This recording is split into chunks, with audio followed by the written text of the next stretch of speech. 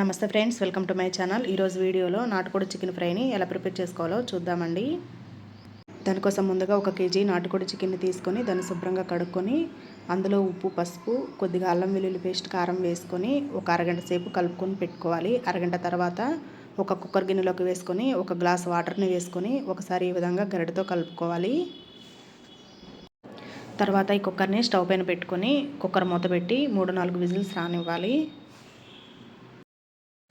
3 whistles తర్వాత చూడండి, మనకు చికెన్ ముక్క అనేది చక్కగా ఉడికిపోయింది. ఈ విధంగా మనం ముందుగా ఉడికించుకోవడం వల్ల చికెన్ ముక్క అనేది గట్టిగా లేకుండా సాఫ్ట్గా ఉంటుంది. ఈ విధంగా ఉడికించుకున్న చికెన్ పక్కన పెట్టుకొని ఫ్రై ఎలా ప్రిపేర్ చేసుకోవాలో చూద్దామండి. దానికోసం స్టవ్ వెలిగించుకొని స్టవ్ పైన బాండి పెట్టుకొని 2-3 టేబుల్ స్పూన్ల ఆయిల్ని వేసుకోవాలి. ఆయిల్ కొంచెం ఎక్కువే పడుతుందండి. ఆయిల్ వేడయ్యాక అందులో మనం సన్నగా కట్ చేసుకున్న ఉల్లిపాయ ముక్కలు, అలానే సన్నగా పొడుగ్గా కట్ చేసుకున్న పచ్చిమిర్చి ముక్కలు వేసుకొని ఒకసారి కలుపుకోవాలి.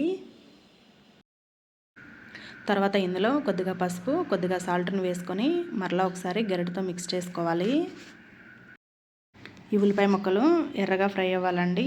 ఈ ఉల్లిపాయ ముక్కలు అనేది ఈ విధంగా ఫ్రై అయ్యాక ఒక 2 రెమ్మల కరివేపాకును కూడా వేసుకొని 1 నిమిషం పాటు ఫ్రై చేసుకోవాలి. తర్వాత అలానే 1 స్పూన్ అల్లం వెల్లుల్లి పేస్ట్ కూడా వేసుకొని పచ్చివాసన పోయే వరకు ఫ్రై చేసుకోవాలి. ఈ అల్లం వెల్లుల్లి పేస్ట్ ఎర్రగా వేగాక మనం ముందుగా ఉడికించుకున్న చికెన్ని వాటర్తో సహా వేసుకోవాలి. ఈ వాటర్ పారబోయకూడదండి. ఈ వాటర్ వేసుకుంటేనే మనకు టేస్ట్ బాగుంటుంది.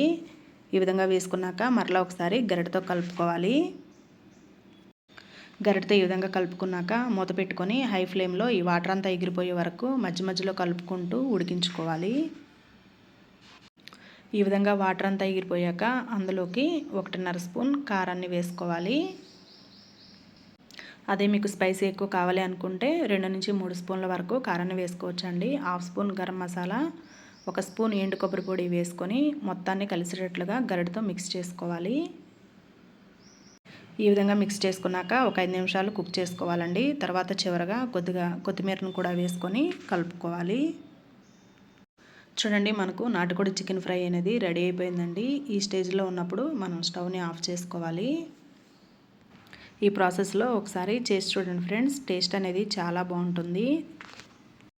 ఈ వీడియో నచ్చితే లైక్ చేయండి, షేర్ చేయండి, కమెంట్ చేయండి. మరిన్ని టేస్టీ వెరైటీ రెసిపీస్ కోసం ప్రసన్న హోమ్ కిచెన్ ఛానల్ని సబ్స్క్రైబ్ చేసుకోండి. Thank you for watching.